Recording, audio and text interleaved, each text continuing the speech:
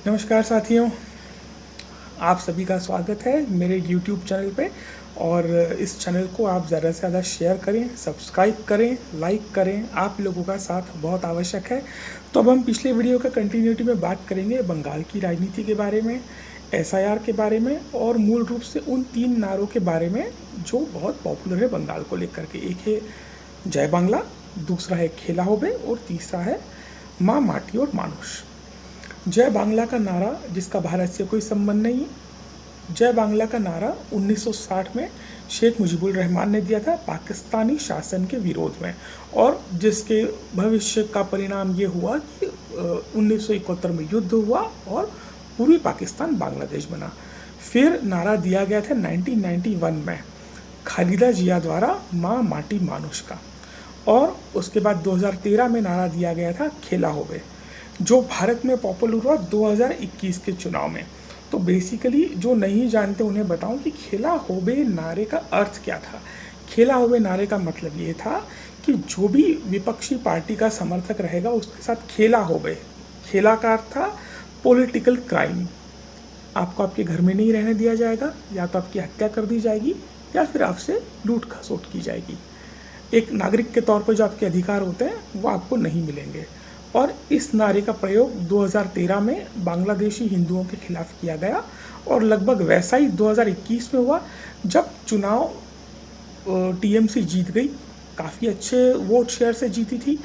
और जो फिर चुनाव के बाद हिंसा हुई वो सभी जानते हैं कि लगभग 60 हत्याएं हुई और 50-60 हज़ार हिंदुओं को अपना देश या अपना गांव छोड़ करके दूसरे राज्यों में शरण लेनी पड़ी। अब इसके बाद हम आते हैं कि एक ऐसी इम्पोर्टेंट घटना जिसने ममता बनर्जी को जनता का नेता बनाया। 1992 की बात है, किसी महिला का बलात्कार हुआ था और राज्य में लेफ्ट की सरकार थी, और उस महिला को न्याय दिलाने के लिए ममता बनर्जी सड़क पर उतरी थी और पुरजोर आंदोलन कर रही थी। जब मुख्यमंत्री कार्यालय के बाहर वो आंदोलन कर रही थी, जिसे राइटर्स बिल्डिंग कहा जाता है, ममता बनर्जी को जम के लोहे की रॉडों से पीटा गया था, उनका सर फोड़ दिया गया था, लहूलुहान कर दिया गया था। इस हिंसक प्रवृत्ति की दुनिया भर में निंदा हुई थी और ममता बनर्जी के साथ बहुत सहानुभूति की लहर चल पड़ी थी, और उन्हें भावनात्मक रूप से भारतीय जनता पार्टी ने भी सपोर्ट किया था, पार्लियामेंट में भी। अब इसके बाद जब 1995-96 के आगे की राजनीति आई, तो इसी के परिणाम स्वरूप ममता बनर्जी ने अटल जी का साथ दिया था उनकी सरकार के दौरान। आप विश्वास करेंगे कि ये वही ममता बनर्जी हैं जो आज की तारीख में आरजी करके जो रेप के क्रिमिनल हैं, जो रेप के अपराधी हैं, उनका साथ देती हैं, और उन अपराधियों के वकील को विधानसभा में टिकट भी दिया है।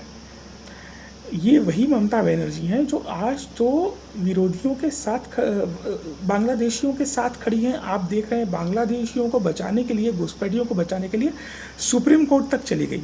लेकिन सन 2005-06 में एक ऐसा समय भी आया था जब बांग्लादेशी घुसपैठियों के मुद्दे को उठाते हुए लोकसभा स्पीकर के मुंह पे ममता बनर्जी ने कागज़ तक फेंक दिए थे, जब सोमनाथ चटर्जी स्पीकर थे और सोमनाथ चटर्जी ने उन्हें बोलने का समय नहीं दिया। तो ममता बनर्जी इतनी तमतम आ गई कि उन्होंने कागज़ का झुंड बनाया और सोमनाथ चटर्जी के मुंह पे फेंक के सदन से बाहर निकल गई। अब ये सब बात तो हो गई ममता बनर्जी की बेसिक राजनीति की, लेकिन ममता बनर्जी ने जो पूरी तरह से अपनी राजनीति में यू टर्न लिया, वो लिया सत्ता में आने के बाद, और ख़ास तौर पे 2021 के चुनावों के बाद। तो ममता बनर्जी ने जो रूप लिया वो सभी बंगालियों को भी शॉक में डालने वाला था। उन्होंने जिस तरह से तुष्टीकरण की नीति अपनाई, जिस तरह से मुस्लिम अपीजमेंट किया, जिस तरह से मुस्लिमों का हर क्राइम में सपोर्ट किया, चाहे वो रामनवमी पे जुलूस पे पत्थरबाजी करना हो, चाहे वो दुर्गा पूजा को रुकवाना हो, चाहे वो सरस्वती पूजा को रुकवाना हो। आप विश्वास कर सकते हैं कि बंगाल की धरती पर सरस्वती पूजा की परमिशन कोर्ट से जाकर लेनी पड़ी। तो ये सारी चुनौतियाँ और ये सारे मुद्दे हैं जिनके वजह से ममता बनर्जी से एक बड़ा तबका बंगाल में नाराज़ था और अच्छी खासी एंटी इनकम्बेंसी थी। भारतीय जनता पार्टी 2016 में 3 सीटों पे थी, 2021 में बढ़ के 77 पे आ गई। तो ये बात तो स्पष्ट थी कि बंगाल की जनता कोई दूसरी ताकत चाहती है, लेकिन जिस तरह से बूथ कैप्चरिंग और पोस्ट इलेक्शन वायलेंस का, पोस्ट पोल वायलेंस का जो तिलिस्म है, उसको कैसे तोड़ा जाए, तो इसका एक रास्ता जो चुनाव आयोग ने निकाला वो था एसआईआर, जिसके आंकड़े कुछ इस तरह से हैं कि कम से कम 91 लाख वोट उस पूरी प्रोसेस में कट गए हैं। अगर आपको एक मोटा मैं समझाने की कोशिश करूं कि टोटल 7.5 करोड़ वोटर हैं वेस्ट बंगाल में, जिनमें से 91 लाख कट गए। अब 7.5 करोड़ में से 91 लाख कट गए तो बचे 6.5 करोड़। इन 6.5 करोड़ में से 2.9 करोड़ वोट्स जो थे वो तृणमूल कांग्रेस को मिले थे और 2.30 करोड़ वोट मिले थे भारतीय जनता पार्टी को, जो 38% था, और ममता बनर्जी को 48% मिला था। अब अगर आप इसको ध्यान से देखें तो ममता बनर्जी और बीजेपी के बीच में वोट शेयर का डिफरेंस था 10%। तो ये 10% तो वहीं पर रिकवर हो गया जहां पर 91 लाख वोट कटे। तो अब इस बार हुआ है ये कि जो इसमें होता ये था कि जो लोग मर गए हैं, जो कहीं और शिफ्ट हो गए हैं, उनका नाम तो वोटर लिस्ट में था और उनका वोट भी पड़ता था। वो वोट कौन डालता था? वो वोट डालते थे तृणमूल कांग्रेस के गुंडे। तो उस वजह से ममता बनर्जी को हर सीट पे एक एडिशनल बेनिफिट था जिसको कहा जाता है छापा वोट। तो लेकिन अब एसआईआर होने के बाद से ये हो रहा है कि एक अलग किस्म की अवेयरनेस आई है, हिंदू वोटर्स में अलग किस्म की अवेयरनेस आई है। और ममता बनर्जी को जो 2021 तक अगर आप देखेंगे टीवी चैनल्स में या एग्जिट पोल्स में, लोग कोई मुंह नहीं खोलता था, क्योंकि उसको पता था कि कैमरे के सामने अगर कुछ बोला तो जिंदा रहना मुश्किल हो जाएगा, परिवार का सर्वाइव करना मुश्किल हो जाएगा, घर तोड़ दिया जाएगा, जला दिया जाएगा, नौकरी से भगा दिया जाएगा। और आपको एक और चीज़ जान के आश्चर्य होगा कि वेस्ट बंगाल में गवर्नमेंट एम्प्लॉयज़ जो होते हैं वो तृणमूल कांग्रेस के कार्यकर्ता की तरह काम करते हैं।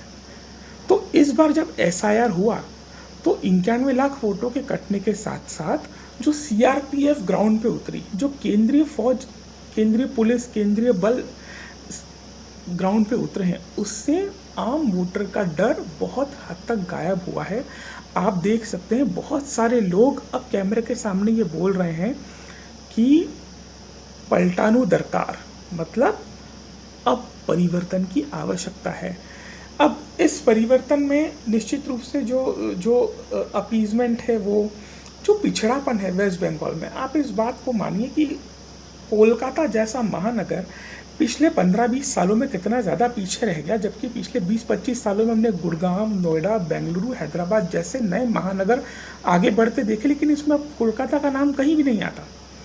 तो इस बार जो बेनिफिट है बीजेपी के साथ वो है कि केंद्रीय बल ज़मीन पर है, जिससे डरे हुए वोटर को ये कॉन्फिडेंस मिलेगा कि वो चुनाव के पहले और चुनाव के बाद सुरक्षित रहे। जो 91 लाख वोट कटे हैं उससे ये होगा कि जो फर्जी वोट डलते थे वो अब नहीं डलेंगे। तीसरा, बीजेपी ने जिस तरह से पिछले 5 साल तक ज़मीन पे काम किया है, अलग अलग मुद्दों को भुनाया है, अलग अलग मुद्दों की स्टडी की है। जैसे उत्तर बंगाल के अलग मुद्दे हैं और दक्षिण बंगाल के अलग मुद्दे हैं। जैसे बंगाल अगर आप देखेंगे अपने आप में बहुत फैला हुआ स्टेट है, तो उसको लेकर के हमेशा एक कंसर्न रहा है कि, और जो चिकन नेक वाला हिस्सा उसकी अपनी अलग डिमांड्स है। जैसे वहाँ कोई मेडिकल फैसिलिटीज़ नहीं है, कोई भी अगर कोर्ट से संबंधित काम है तो उसको सिलीगुड़ी से उठ के सीधे वेस्ट बंगाल की तरफ आना पड़ता है। तो ये सारी चीज़ों को एड्रेस किया गया है। उसके अलावा बांग्ला भाषा के अलावा भी जैसे राजवंशी या दूसरी छोटी भाषाएं हो गई जिन्हें मुख्य सूची में डाला गया है, जिन्हें शेड्यूल्ड लैंग्वेज बनाया गया है। और इन सब के साथ इस बार एक गलती जो बीजेपी नहीं कर रही वो है ममता बनर्जी पे सीधे हमला करना। क्योंकि आपको याद होगा कि पिछले चुनाव में दीदी ओ दीदी करके नारा लगाया गया था, जिससे ममता बनर्जी ने बहुत दिमाग लगा के बंगाली अस्मिता से जोड़ दिया कि ये गुजरात के लोग आए हैं बाहर से सीधे मुझ पे हमला करने, क्योंकि मैं एक बंगाली हूँ और गुजराती लोग अपने इशारे पे बंगाल को चलाना चाहते हैं। इस बार बीजेपी वो गलतियां नहीं कर रही जो उन्होंने 2021 में किया। 2021 में उन्होंने बहुत ज़्यादा प्रचार किया, बहुत सोशल मीडिया पे भी बहुत हाइप किया। आप देख सकते होंगे कि उस समय कैलाश विजयवर्गीय बयान दे रहे थे, उस समय सुनील बंसल बयान दे रहे थे, उस समय भूपेंद्र यादव बयान दे रहे थे। लेकिन इस बार जितने भी बयान दिए जा रहे हैं वो सब वहाँ के लोकल नेता दे रहे हैं, बंगाल की भाषा में बयान दे रहे हैं। कोई भी बाहर का नेता कोई स्टेटमेंट नहीं दे रहा है। चुनाव प्रचार का भी बहुत हिस्सा हो जाने के बाद नरेंद्र मोदी, योगी आदित्यनाथ और अमित शाह की रैलियां की गई है। इसीलिए इस बार ममता बनर्जी को एक भी अवसर नहीं मिला बंगाली वर्सेस नॉन बंगाली का खेल करने का। अब चुनौती जिस हिस्से में आती है, जैसे पहली बार में 142 या 152 सीटें पहले फेज में हो रहे हैं, तो वो पार्ट पहले ही बीजेपी का मजबूत था। पिछली बार वो उनमें से 59 सीटें जीते थे। प्रॉब्लम आती है दक्षिण बंगाल में, जिसे कलकत्ते का भद्रलोक कहा जाता है, जिसे वेस्ट बंगाल का भद्रलोक कहा जाता है। Bhadralok means majorly upper caste वाला एरिया, जहाँ लोग ज़्यादा पढ़े लिखे हैं, जहाँ बंगाली कल्चर से ज़्यादा एसोसिएट करते हैं, जिनका ये मानना है कि बंगाली कल्चर कहीं डिस्ट्रॉय ना हो जाए बाहर वालों के आने से। तो उसमें बीजेपी के लिए हमेशा से चैलेंज रहा है। बट इस बार कहानी वैसी नहीं है। इस बार ममता बनर्जी के अगेंस्ट बहुत तगड़ी एंटी इनकम्बेंसी है और बहुत बड़ा तबका ये मानता है कि अब परिवर्तन ज़रूरी है, क्योंकि इन 15 सालों में जो बंगाल का यूथ है वो बेरोजगारी से परेशान है। 6000 से ज़्यादा मैन्युफैक्चरिंग यूनिट बंद हो चुकी हैं, और जैसे बाकी प्रदेश उनसे लगे हुए हैं, बिहार, उत्तर प्रदेश, उड़ीसा, वहाँ जिस तरह का इंफ्रास्ट्रक्चरल डेवलपमेंट हो रहा है उनके मुकाबले बंगाल में कुछ भी नहीं हो रहा है।